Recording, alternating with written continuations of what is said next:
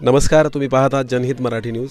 आज सोलापूर या ठिकाणी दिलीप बन्सी खंदारे 2 दिवसापासून सततच्या पावसामुळे सदर व्यक्तीचं घर या ठिकाणी पडलेलं आहे आणि सोलापूरचे जे ग्रामसेवक आहेत तसेच आमचे सरपंच आहेत यांनी त्या बाबीचा सदर पंचनामा देखील केलेला आहे। परंतु ही घटना सततच्या पावसामुळे झालेली आहे, जास्त प्रमाणात पाऊस झाल्यामुळे ही घटना झालेली आहे। दादा, तुम्हाला काय दुखापत वगैरे झाली का? नाही, थोडंसं लागलेलं आहे आता।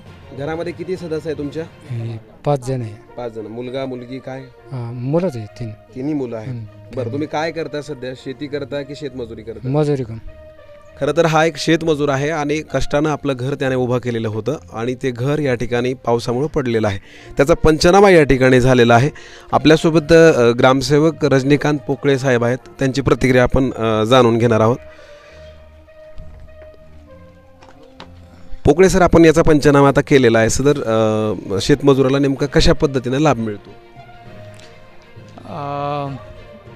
दिनांक 1/9/2024 रोजी मध्यरात्री जे झालेल्या पावसामुळे श्री दिलीप बन्सी खंदारे यांच्या घराची पाठीमागील भिंत पूर्ण पडलेली असून त्यांच्या घरातील उपयोगी वस्तूंचं नुकसान झालेलं आहे। तरी त्याचा आज आपण पंचनामा केलेला आहे। तो पंचनामा वरिष्ठ कार्यालयाकडे सादर करून मदतीसाठी आपण अहवाल सादर करत आहोत। त्यांना मदत मिळाल्यानंतर आपण त्यांना कळवू।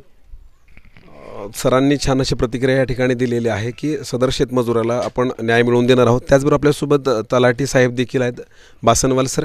सर, आपण पंचनामा केला आहे आणि हा अहवाल नेमका कोणाकडे जातो? हा आमच्या वरिष्ठ कार्यालयाकडे पंचनामावर रिपोर्ट दाखल करण्यात येईल। त्याच्यानंतर आणि सर, रिपोर्ट दिल्यानंतर याच्या अगोदर अशा केसेस झालेल्या आहेत का ज्यांना न्याय मिळाला आहे का? हो, अशा आहेत ना, जे भरपूर काही नुकसान झालेले त्यांना न्याय मिळालेला आहे। ते मिळतं, आता पण मिळेल। सदर व्यक्तीला देखील न्याय मिळावा ही अपेक्षा त्यांच्याकडनं आहे, काय वाटतं, नक्की मिळेल? हो, मिळेल। तसं तलाठी साहेबांचं देखील म्हणणं आहे की सदर व्यक्तीला न्याय मिळणार आहे। आमचे सरपंच देखील या ठिकाणी आहेत, आप्पा, ते देखील या स्पॉटवरती आलेले आहेत आणि ग्रामस्थ देखील या ठिकाणी उपस्थित आहेत। जनहित मराठीसाठी मी KB शेख, मनपूर्वक धन्यवाद।